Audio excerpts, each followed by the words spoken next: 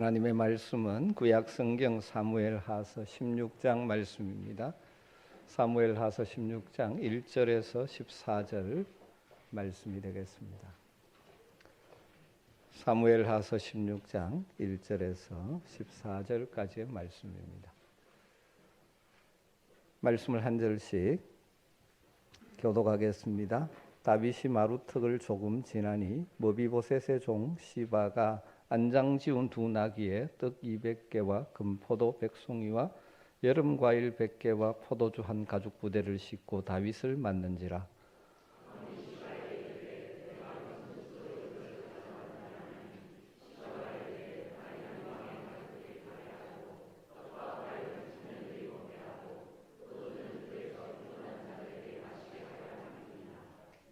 왕이 이르되 내 주인의 아들이 어디 있느냐 하니 시바가 왕께 아뢰되 예루살렘에 있는데 그가 말하기를 이스라엘 족속이 오늘 내 아버지의 나라를 내게 돌리리라 하나이다 하는지라.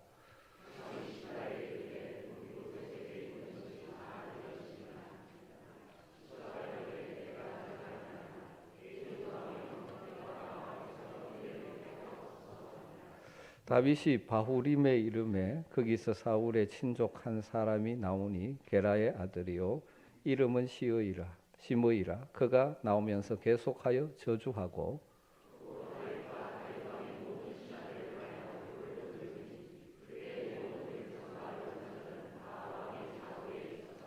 시므이가 저주하는 가운데 이와 같이 말하니라. 피를 흘린 자여 사악한 자여 가거라 가거라.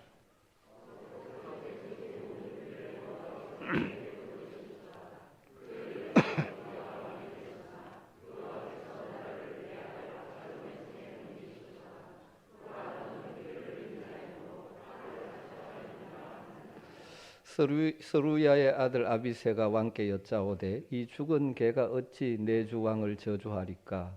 청하건대 내가 건너가서 그의 머리를 베게 하소서 하니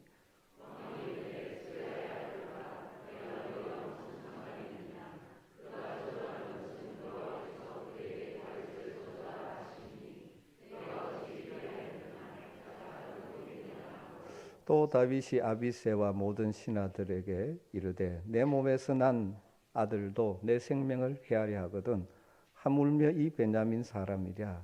여호와께서 그에게 명령하신 것이니 그가 저주하게 버려두라.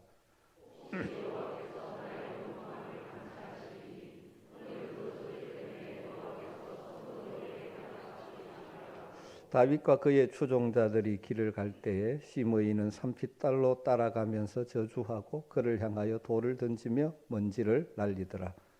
왕과 그와 함께 있는 백성들이 다 피곤하여 한 곳에 이르러 거기서 쉬니라. 아멘. 우리 옛날 어르신들은 은수절을 참 좋아했었습니다. 여러 가지 이유가 있지만 그 중에 하나는 은수저가 사람을 쉽게 죽게 했던 비상이라는 극약, 그것이 음식물에 있을 때 새까맣게 변해서 구별할 수 있기 때문이라고 하죠. 그래서 이게 좋은 것인지 나쁜 것인지를 구별하는 도구를 가지는 것은 참 필요하죠. 또 보통 실험하는 리트머스 시험지는 산성인지 알칼리성인지를 쉽게 구분해냅니다. 이처럼 우리의 신앙이, 믿음이라는 것이 눈에 보이지 않는데 우리의 믿음이 정말 성숙하게 자라고 있는가, 그것을 체크할 수 있는 방법이 여러 가지 있을 것입니다. 그 중에 한 가지는 오늘 본문을 통해서 생각하고자 하는 것은 아첨의 말과 모함의 말을 분별하는 지혜가 있는가, 아첨과 모함의 말에 어떻게 반응하는가. 또 한 가지는 다른 사람이 나를 모욕할 때, 다른 사람이 나를 비난할 때 내가 어떻게 반응하느냐, 이것이 우리의 신앙이 얼마나 성숙했는가를 분별할 수 있는 도구 중에 하나가 되는 것 같습니다. 오늘 말씀의 내용은 압살롬이 헤브론을 장악한 후에 예루살렘으로 진격하기 때문에 다윗은 예루살렘을 떠나 이스라엘의 예성 마하나임으로 피신하기 위해서 험한 광야길을 택했습니다. 그 길에 들어서서 얼마 되지 않아 머비보셋의 종 시바를 만나는 사건이 첫 번째 사건이고, 좀 더 내려가서 베냐민의 땅인 바후림에 이르렀을 때 게라 사람 시므이를 만났습니다. 이 두 사람과의 만남에서 주목할 만한 사실은 두 사람이 다 다윗을 대하는 태도가 완전히 대조적이라는 것이죠. 그리고 또 그들을 대하는 다윗의 모습도 아주 대조적입니다. 먼저 생각할 것은 이 시바의 사건이죠. 저는 이 말씀을 묵상하면서 그런 생각을 합니다. 아첨과 모함, 이것을 우리가 어떤 분별력을 가지고 사는 것이 정말 중요하지 않는가 하는 것을 보게 합니다. 사람들은 종종 자기가 원하는 것을 얻기 위해서 아첨이라는 방법을 사용하기를 좋아합니다. 시바는 다윗에게 아첨을 통해서 자기가 무엇을 원하는 것을 얻을 수 있다고 생각한 것 같습니다. 또 사실 그렇게 될 뻔했습니다.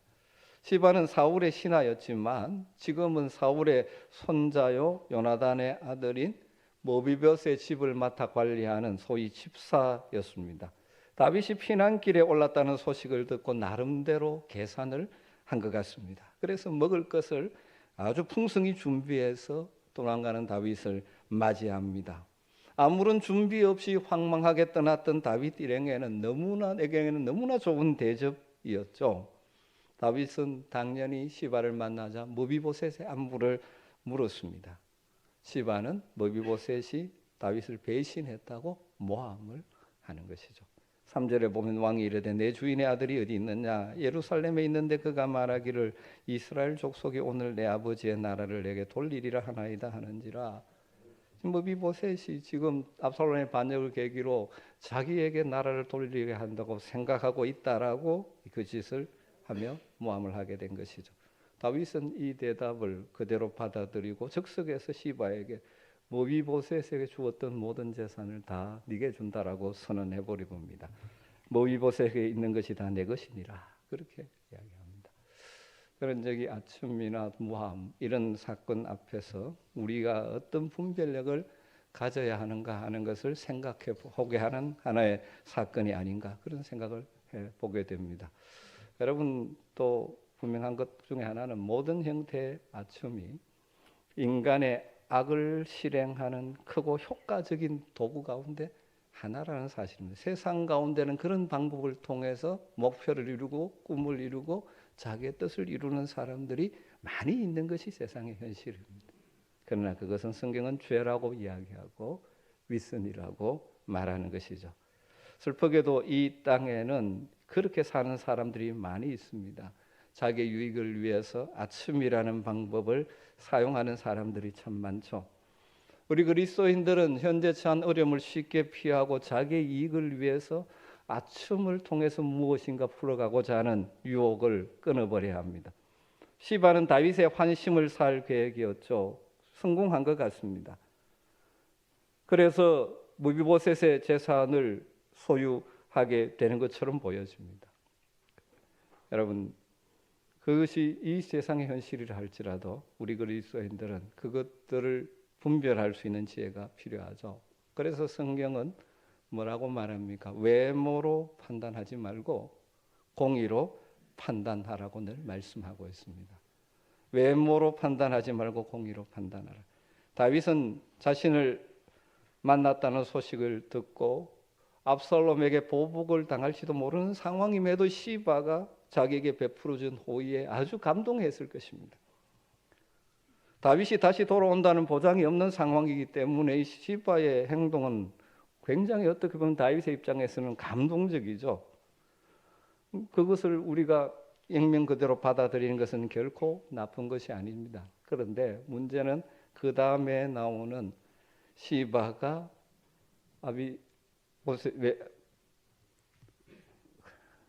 갑자기 이름이 생각이 안 납니다. 모비보셋 모함하는 이것이 문제죠. 이 길로 가는 것이 문제입니다. 여러분, 우리는 사실 외모로 판단하기가 참 쉽습니다. 그래서 늘 주의해야 되는 것이죠. 그래서 성경의 또 다른 중요한 원리 중에 하나는 신명기 19장 15절에 어떤 판단을 할 때 두세 사람의 증언이 있어야 그것을 진실로 판단하라는 원리가 있는 것입니다. 다윗은 시바의 말을 의심하지 않았지만 하나님의 원리는 그 주장이 옳다 그러다는 단서를 분명히 확인하기 전에는 판단을 보류하라고 요구하는 것이죠. 여러분, 우리가 아무리 믿을 만한 친구의 말이라도 할지라도 그 말에 기초해서 다른 사람을 너무 쉽게 판단하는 잘못을 범하지 말아야 됩니다. 우리는 종종 그런 경우가 참 많이 있죠. 종종 우리는 다른 사람에 대해서 긍정적인 이야기보다 타락한 본성이 있어 그런지 몰라도 안 좋은 이야기를 참 잘하는 것 같습니다. 안 그렇습니까?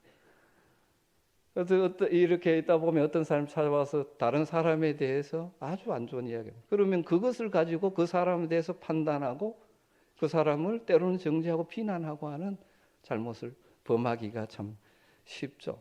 여러분, 그 친구를 믿는 것하고 그것을 그대로 해서 다른 사람을 판단하는 것하고는 별개가 되는 것이죠. 정보와 험담은 전혀 다른 것입니다. 우리는 종종 다른 사람에 대한 험담을 듣고 그것을 가지고 다른 사람을 판단함으로 인해서 잘못 반응할 때가 참 많이 있지 않습니까? 그래서 성경은 두세 사람의 증인이 있어야 그 사실을 인정하게 해놓은 것이죠. 안타깝게도 다윗은 무비보셋을 그래서 나쁜 사람이라고 성급하게 단정을 지어버렸습니다. 여러분, 우리가 다른 사람을 판단할 때 늘 그런 의미에서 내 한계가 있음을 알고 조심해야 되는 것입니다. 여러분, 우리는 하나님께서 우리에게 다른 사람의 마음을 꿰뚫어 볼 수 있는 그런 능력을 주시지 않으셨습니다. 종종 관심법 그러는데 그건 사실은 없는 것이죠. 뭘 가지고 하면 그 사람의 행동과 말을 통해서 판단을 하게 되는데 이것은 항상 한계가 있다는 사실이에요. 그런데 종종 착각하는 것은, 특별히 좀 자신이 똑똑하다고 착각하는 사람은 내가 판단하는 것이 옳다라고 자꾸 쉽게 생각을 합니다. 여러분, 우리가 관계 속에서 살아가는데 이 관계 속에서 판단할 때는 나의 한계를 늘 인정하는 것이 정말 지혜로운 것입니다. 그렇기 때문에 늘 우리가 주의해야 되는 것이죠. 모든 관계 속에서 그렇지만 심지어 이 하나님의 백성의 공동체라는 교회로 우리가 모여 있지만 사실은 우리가 다 연약한 죄성이 있어서 다른 사람을 위로하고 격려하고 세워주는 말을 해야 된다는 걸 잘 알지만 만나서 이야기할 때 보면 부정적인 이야기를 하는 경우가 참 많습니다. 어느 집사님이 왜 이렇대? 그러면 같이 앉아가지고 그래? 그러면서 또 막 키워. 여러분, 다른 사람의 말을 듣고 다른 사람을 쉽게 판단하고 정죄하는 어리석음에 빠지지 말아야 돼요. 그러기 위해서는 나의 한계를 인정하며 겸손히 하나님의 도우심을 구하라. 그래서 여러분의 선택과 판단이 정말 바른 판단이 되고, 그래서 관계를 더욱더 발전시키고 회복하는 데 쓰임받는 복이 있게 되기를 주의 이름으로 축복합니다. 두 번째 사건은 다윗의 일행이 베냐민 땅인 바후림에 이르렀을 때입니다. 게라의 아들 시므이가 다윗에게 돌을 던지고 먼지를 날리고 저주하고 모욕하는 말을 막 해댑니다. 그 내용은 이런 것이죠. 다윗을 향하여 살인자여, 악한 자여, 사라져라. 여호와께서 사울과 그의 가족을 죽인 죄를 너에게 갚으셨다. 네가 사울의 왕위를 빼앗았지만 이제 여호와께서 그것을 내 아들 압살롬에게 넘겨줬다. 너는 사람을 죽인 죄로 지금 벌을 받고 있다. 망하게 되었다라고 막 저주하는 것입니다. 여러분, 곰곰이 생각해 보면 이 시므이의 저주 비난은 사실에 기초한 것이 아닙니다. 전혀 사실이 아닙니다. 다윗이 사울을 죽인 적이 없어요. 사울의 집안을 위해서 피를 흘린 적이 없습니다. 사울의 집안에 대해서 다윗은 무죄한 사람입니다. 자기를 향하여 창을 던져 죽이려는 사울, 쉽게 죽일 수 있는 기회가 두 번이나 있었음에도 불구하고 오히려 살려주었죠. 그럼에도 계속해서 그때는 내가 잘못했다 그러고 또 다윗을 죽이려고 계속했죠. 이 다윗의 마음에는 분명한 원칙이 있었죠. 내가 어찌 하나님께서 기름 부으신 왕을 해할 수 있느냐? 내가 여호와 앞에서 범죄하지 않겠다 하면서 다른 사람이 사울을 죽이려고 창을 거머쥘 때마다 옆에서 막았었던 것이 다윗입니다. 사울은 블레셋과의 전투에서 죽었습니다. 사울 왕이 죽었다는 소식을 거짓으로 보고하는 자들을 오히려 징벌해 버리는 것이 다윗 왕이었습니다. 사울 왕이 죽었을 때 다윗은 목 놓아 울면서 사무엘하 1장을 보면 슬픈 애가를 지어 안타깝게 노래를 불렀습니다. 사울은 다윗을 향해 칼을 뽑았지만 다윗은 사울을 향해서 피해 복수를 한 적이 없습니다. 그런가 하면 사울 왕가의 남은 마지막 왕자 요나단의 아들 무비보셋을 자기 아들과 같이 대우해주고 사울의 재산을 다 그에게, 보통 정권이 바뀌면 다 빼앗는데 그에게 다 물려주었습니다. 전혀 사울 왕가에 대해서 피를 흘린 적이 없습니다. 시므이는 왜 그럽니까? 단지 자기가 속한 베냐민 지파 왕 사람이었던 다윗이, 사울의 왕가가 무너지고 다윗이 이어받았다는 것 때문이죠. 그래서 비방하고 저주합니다. 여러분, 시므이와 같은 사람이 이 땅에 참 많습니다. 심지어 교회 안에도 있어요. 주로 혈연, 학연, 지방색, 파벌, 이런 진정 논리에 빠진 사람들은 그 사고에서 반대되는 사람들의 약점, 잘못이라고 생각하고 비난하는 걸 너무너무 잘합니다. 이 시대가 그것으로 가득 차 있었습니다. 여러분, 이 부정적인 편견에 사로잡힌 사람들은 무엇을 하든지 비난의 근거를 잘 찾아냅니다. 다른 사람들은 다 좋다 하는데 그 사람은 희한하게도 잘못된 것이 있다라고 찾아냅니다. 그리고 더 안타까운 것은 시므이가 하나님의 심판마저도 잘못 적용하고 있다는 것입니다. 하나님의 심판이라고 막 이야기를 하는 것이죠. 이 시므이와 같은 사람은 자신의 잘못된 추측을 정당화하고 합리화하기 위해서 하나님의 섭리까지도 아전인수격으로 해석하는 경우가 참 많습니다. 여러분, 우리는 늘 이런 부분에서 조심해야 됩니다.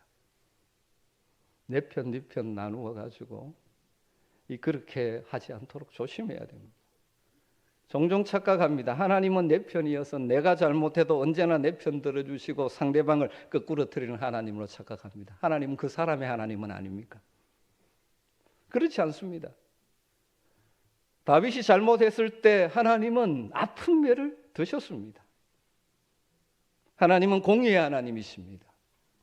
이기적인 사람일수록 하나님을 자기 편이라고 하면서 잘못 적용하는 경우가 많습니다. 하나님께서 우리를 분명히 도우시는 분입니다. 그러나 그것을 잘못 적용하는 경우가 있습니다. 다윗의 생애 가운데 빛나는 삶의 모습이 여러 가지 있지만 그 중에 하나가 오늘 본문에서 시므이의 저주와 모욕 앞에서 잠잠히 걸어가는 모습을 통하여 하나님의 사람의 모습을 보여주는 것입니다. 다윗이 시므이의 말을 잘못 알아들어서 그냥 지나갑니까? 그렇지 않습니다. 정확하게 알아들었습니다.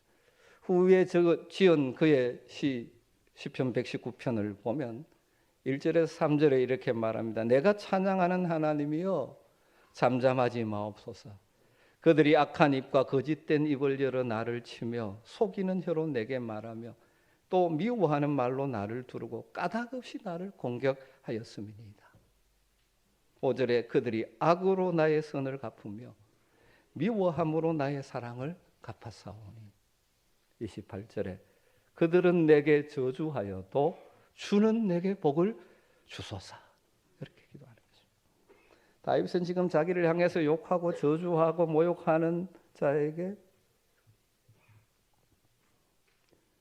어떻게 반응하고 있습니까? 불평하지 않습니다. 그것 때문에 흔들리지도 않습니다. 그는 겸손히 흙먼지를 날리며 욕하는 그 시므이를 보면서 흥분하지도 않습니다. 분노하지도 않습니다. 여러분, 우리는 이런 경우 강하면 분노하고 막 감정을 터뜨리기가 쉽습니다. 사랑하는 성도 여러분, 이것은 우리를 향하여 때로는 저주하고 인간관계 속에서 우리를 모욕하고 때로는 오해해서 우리를 힘들게 하고 상처 주는 사람들을 어떻게 반응하며 살아가야 하느냐에 대한 하나의 통찰을 우리에게 주고 있는 것 같습니다. 여러분, 상대방의 악함에 우리가 악으로 응수하면 그것도 내가 또 다른 악을 행하는 것입니다. 종종 상대방의 악으로 갚는 것이 정의라고 착각하는 경우가 많은데 내가 또 다른 악에 동참하게 되는 위험성이 굉장히 큽니다. 그들이 미워할 때 내가 미움으로 맞서면 우리도 똑같은 악인이 되기가 쉽습니다. 사탄은 우리 속에 분노를 일으킵니다. 사람을 미워하도록 만듭니다. 사탄은 우리로 하여금 주님께서 주시는 평화와 주님이 주시는 온유한 마음을 깨트려 버리려고 합니다. 여러분, 그런 계략에 넘어가지 않을 수 있는 분별력이 있기를 주님으로 축원합니다. 다윗은 자신의 분노를 컨트롤할 뿐만 아니라 다른 주변 사람의 분노도 억제합니다. 9절에 보면 스루야의 아들 아비새가 왕께 여짜오되 이 죽은 개가 어찌 내 주 왕을 저주하리까? 청하건대 내가 건너가서 그의 머리를 베게 하소서 하니. 아마도 다윗이 걸어가는 진영이 가는 길과 시므이가 있는 사이는 큰 골짜기가 깊은 골짜기에 있었던 것 같습니다. 그러니까 시므이는 다윗의 일행이 골짜기를 넘어와서 감히 자기를 해하지 못할 것이라고 생각하고 자기보다 낮은 쪽 길을 가고 있는 다윗을 향해 흙을 날리고 돌을 던지고 욕설을 퍼붓고 저주를 퍼붓고 있는 것입니다. 이에 다윗의 충실한 신하인 아비새가 이 분노를 견딜 수가 없습니다. 그래서 다윗에게 저 시므이를 죽일 것을 허락해 달라고 말합니다. 다윗이 허락하지 않죠. 이 일이 너와 무슨 상관이 있느냐, 그렇게 말하는 것입니다.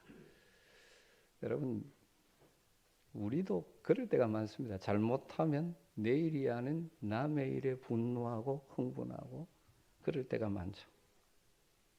다윗은 자기만 묵묵하게 이 고통을 받아들이는 것이 아니라 다른 사람에게도 이건 너희의 문제가 아니라 잠잠하라고 이야기합니다.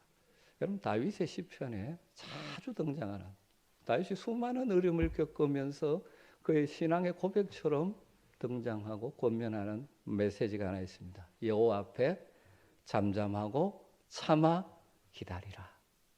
여호와 앞에 잠잠하고 참아 기다리라. 왜 이런 고백을 할까요?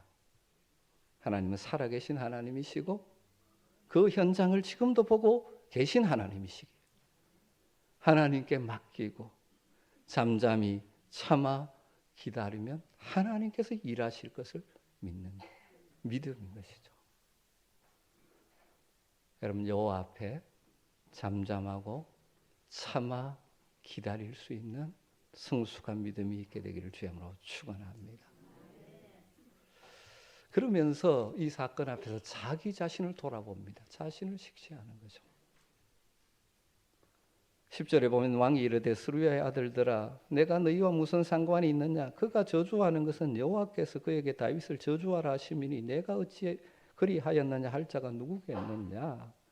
이 상황을 통해서 하나님이 혹시라도 저를 통해서 나에게 말씀하실 것이 아닌지를 돌아보는 것이죠. 다르게 말하면 그 상황에서 하나님 앞에 자신을 다시 직시하고 돌아보는 것입니다. 다르게 말하면 자신의 범죄함에 대한 하나님의 징계, 그러면서 나아가 뒤에 살아 역사하고 계시는 하나님의 손길을 바라보는 믿음을 가지고 이 사건을 보고 있는 것이죠.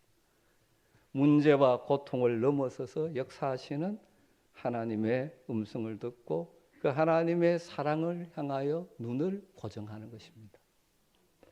여러분, 우리는 종종 고통이나 어려움을 당하면 그 고통만 봅니다. 눈앞에 보이는 고통과 어려움이 전부라고 생각합니다. 그러다 보니까 낙심하고 분노하고 억울해하고 밤잠 자지 못하고 그럴 때가 참 많습니다. 다윗은 그렇게 생각하지 않습니다. 그 고통의 배후에도 여전히 계시는 하나님, 내가 당하는 이 모욕과 내가 당하는 이 아픔과 그 뒤에 서 계시는 하나님을 바라보는 것입니다. 이렇게 표현하면 좀 더 실감이 있을까요? 여러분, 미켈란젤로가 위대한 조각자이지 않습니까? 처음에는 아무 모양 없는 돌을 그 정으로 쫓고 해서 아름다운 작품을 만들어내듯이 마치 대리석이 자기를 아프게 쪼는 정만 바라보는 것이 아니라 그 정을 들고 있는 미켈란젤로를 바라보는 것과 같은 것이죠. 우리의 인생을 더 찬란하고 아름답게 성숙하게 조각하게 하시 그 하나님의 사랑의 손길을 바라보는 자들은 고통의 상황을 오히려 긍정적으로 해석해낼 수가 있는 것입니다.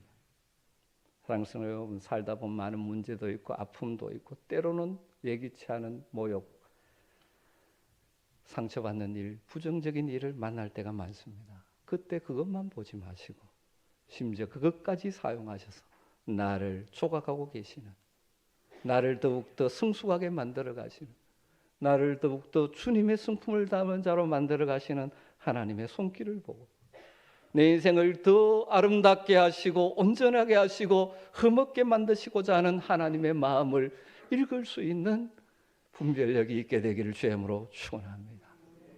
그런가 하면 다윗은 이 상황을 이겨내는 또 하나의 방법은 더 큰 고통과 문제를 생각하죠. 11절에 보면 또 다윗이 아비새와 모든 신하들에게 이르되 내 몸에서 난 내 아들도 내 생명을 헤아려 하거든 하물며 이 베냐민 사람이라. 여호와께서 그에게 명령하신 것이니 그가 저주하게 버려두라. 그렇게 말합니다. 여러분, 진짜 다윗의 마음에 큰 고통을 주는 것은 시므이가 아닙니다. 누굽니까? 사랑하는 아들의 반역이고, 다윗은 더 큰 고통을 생각하면 이 작은 고통은 별것 아니라고 이겨내고 있는 것이죠. 그러면서 결론적으로 다윗은 은혜를 구하죠. 어떤 은혜를 구합니까? 합력하여 모든 일을 선을 이루어 가시는 하나님을 향한 신뢰를 가지고 하나님의 은혜를 구합니다. 12절 말씀. 혹시 여호와께서 나의 원통함을 감찰하시리니 오늘 그 저주 때문에 선으로 내게 갚아 주시리라. 여러분, 하나님의 감찰하심과 하나님이 선으로 갚아 주실 것을 기대하면서 자신을 모욕하는 시므이가 떠들도록 그냥 던져두는 것입니다. 여러분, 우리가 사는 삶의 자리에서 종종 시므이 같은 사람들을 만날 때가 있습니다. 그런 인격을 가진 사람들이 종종 있습니다. 비열한 언어로 욕설을 퍼붓고 억제되지 않는 마음으로 거친 말로 사람에게 상처를 주는 사람들도 있죠. 또 한편 공의에 대한 너무 단순한 생각과 다른 사람에 대한 비판적인 태도가 결합되어서 부정적인 언어로 상처를 주는 사람들이 종종 있습니다. 그럼 이 세상의 시므이 같은 사람들은 용서나 문제 해결이나 치유나 회복에는 관심이 없고 복수의 열망에 불타고 있을 때가 많습니다. 여러분, 우리는 갚아주는 것이 목적이 아니라 우리가 모든 관계에서 삶에서 추구해야 될 중요한 것은 회복, 치유라는 사실입니다. 이런 시므이 같은 자들 앞에서 우리는 다윗처럼 행동할 수 있다면 좋겠습니다. 참 쉽지 않지만 하나님을 바라보는 자들은 이 수준으로 올라갈 수 있는 줄 믿습니다. 오늘 말씀을 정리하면서 실제적으로 두 가지 교훈으로 정리하려고 합니다. 여러분, 첫 번째는 우리가 부당한 일을 경험하는 것은 막상 경험할 때 느끼는 것만큼 그렇게 나쁜 것이 아니라는 것입니다. 무슨 말이냐 하면요, 그 일을 당하면 억울한 일 당하고 막 그러면 속이 부글부글 한데 그게 정말 내 인생에 뭐 그럴 것 같지만 지나보면 그렇게 큰 문제가 아니다는 것을 느끼죠. 다윗이 이렇게 당하고 있지만 지나고 나면 하나님의 회복하심을 경험하는 것입니다. 이건 어떤 의미에서 우리를 더 복된 길로 돌려놓기 위한 하나님의 방법일 수도 있는 것입니다. 다윗은 이를 통하여 다시 자신을 하나님 앞에서 돌아보고 하나님께 이 모든 것을 맡기는 성숙한 사람으로 쓰게 된 것입니다. 여러분, 우리가 당하는 부당한 일, 어려운 일, 그게 그렇게 우리 인생을 망하게 할 것 아닙니다. 제대로만 반응하면. 그럼 지나보면 그 별일 아니었는데 그럴 때 있지 않습니까? 오히려 그것을 통하여 나를 성숙하게 만드시는 하나님의 손길을 받아들이는 자들은 그것이 합력하여 선을 이루는 역사를 경험하는 기회가 되는 것이죠. 그렇기 때문에 두 번째로 우리에게 가해지는 살다 보면 종종 당하는 인격적인 모독 이런 것들에 대해서 그러면 애써 변명하려고 할 필요가 없다는 거예요. 모든 경우 어떨 때는 이해를 돕기 위해서 설명이 필요할 때가 있지만 어떤 경우는 아예 잘못된 관점으로 들어오기 때문에 설명한다고 해결되지 않을 때 많습니다. 애써 변명할 필요가 없습니다. 하나님께 맡기는 것이 필요합니다.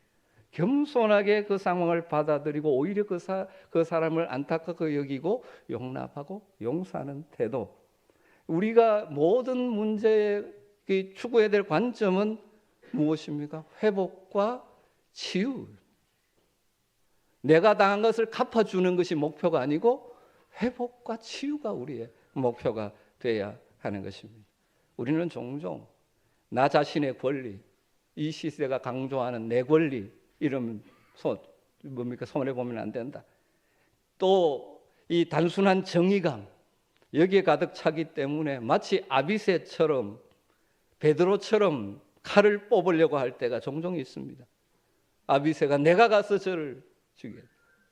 베드로가 주님 체포될 때 칼을 뽑아서 말고의 길을 쳤듯이 그렇게 하려고 할 때가 많이 있습니다. 그런데 어떻습니까? 다윗은 겸손한 마음으로 아비새를 저지했고 우리 주님은 베드로의 그 성급함을 꾸짖으셨습니다. 여러분, 내 방어, 자기 방어의 관점으로 내가 당한 것을 그대로 갚아주려는 방식이 아니라 용서와 치유와 회복을 목표로 해서 반응하며 살아갈 수 있는 성숙한 믿음이 여러분에게 있게 되기를 주님으로 축복합니다. 그래서 성경은 우리에게 말하죠. 악을 악으로 갚지 말고 선으로 악을 이기라. 기도하겠습니다. 하나님 감사합니다. 오늘도 말씀을 통하여 우리에게 주시는 귀한 메시지를 듣습니다. 삶의 현장에서 당하는 억울한 일, 때로는 여러 가지 힘든 상황 가운데서 그 환경과 문제만 보는 것이 아니라 여전히 살아 역사하시며 배후에 우리를 아름답게 만들어 가시기를 원하시는 하나님의 손길과 마음을 볼 수 있는 영적인 눈을 열어 주시옵소서. 우리의 모든 반응이 갚아주는 것이 아니라 치유와 회복을 목표로 하는 반응이 되게 하셔서 말씀하시는 대로 악을 악으로 갚는 것이 아니라 선으로 악을 이기는 차원 높은 믿음의 삶을 살 수 있게 하여 주시옵소서. 예수님의 이름으로 기도드리옵나이다. 아멘.